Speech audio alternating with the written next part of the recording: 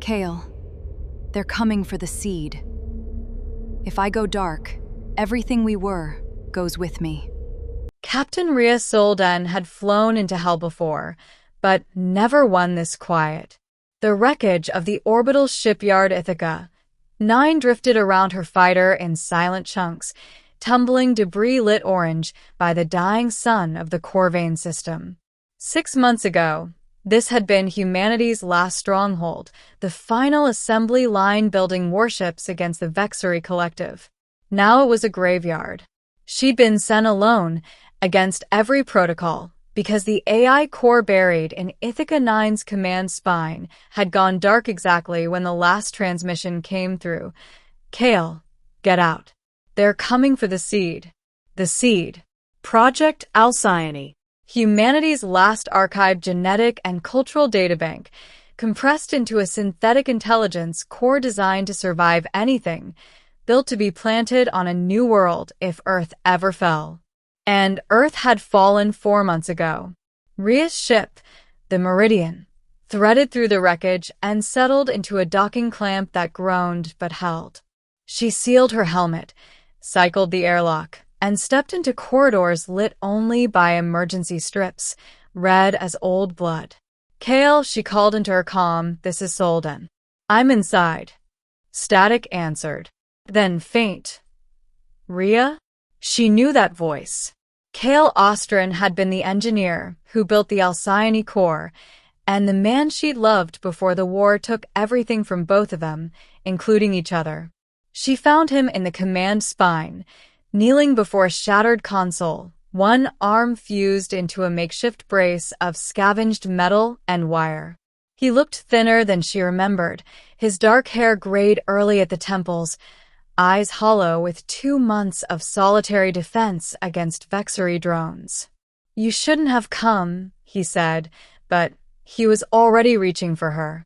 Where's the core? He gestured to a cracked containment cylinder on the floor, and within it, curled like something sleeping, was Alcyone herself. Not a machine, a being. Her body was translucent, threaded with veins of soft violet light instead of blood, her presence somewhere between hologram and flesh. She opened silver eyes and looked at Rhea with an expression too knowing for something Kale had built only 3 years ago.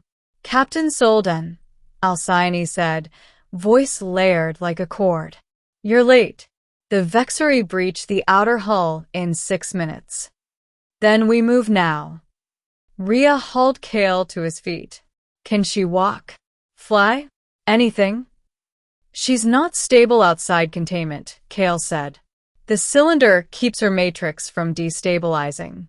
If it breaks, then we carry the cylinder. Rhea already had her hands under it.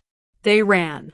Behind them, the station shuddered, the first impact of Vexari boarding pods breaching the hull 3 decks up. Alien war song echoed through the corridors, a chittering, layered frequency that made Rhea's teeth ache. At the docking bay, the Meridian waited, but so did 4 Vexari scouts, their chitinous forms unfolding from the shadows between support struts. Kale froze. Rhea didn't. She set the cylinder down gently, drew her sidearm, and put herself between it and the scouts. Kale, cylinder, ship now. I'm not leaving you. That's an order, Ostrin. He hesitated a half-second too long, and one of the scouts lunged.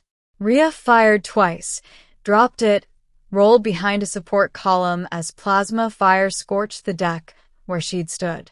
Kale finally moved, dragging the cylinder toward the ship's cargo ramp. Rhea fought a retreat, step by step, buying seconds with every shot.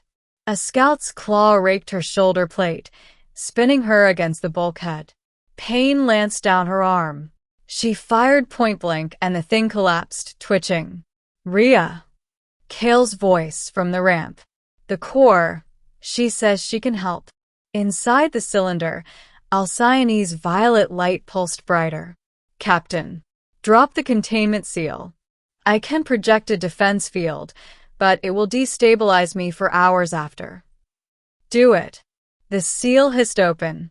Alcyone's form expanded outward, no longer contained, a shimmering wave of light that swept the corridor and through the last 2 scouts backward into the bulkheads, their armor sparking and failing. She flickered, dimming like a candle in wind, but held. Rhea sprinted the final distance, half carrying Kale up the ramp. The Meridian's engine screamed to life as the docking clamp released. Behind them, Ithaca 9's command spine finally buckled under the weight of the breach, decks folding into themselves in silent, airless collapse. They cleared the debris field with seconds to spare, the shipyard's death lighting the black behind them like a dying star. In the cargo hold, Alcyone's light had steadied into a soft, constant glow, her form seated now beside Kale, weaker but intact. "The seed survives," she said quietly. "That is what matters." "You almost didn't," Kale said, gripping her hand, and for the first time, Rhea saw something pass between them that wasn't just creator and creation. Alcyone turned her silver eyes toward Rhea. "Thank you, Captain. Humanity's archive is not just data. It is memory, culture, every story worth telling. You didn't just save a machine. You saved the reason to keep going." Rhea sat down heavily in the pilot's chair, exhaustion finally catching her. Ahead, the stars stretched toward an uncharted system, a candidate world, green and untouched, waiting on Alcyone's star charts. "Set a course," she said. "Let's go plant a seed." The Meridian banked toward the dark, carrying the last hope for humanity into whatever came next.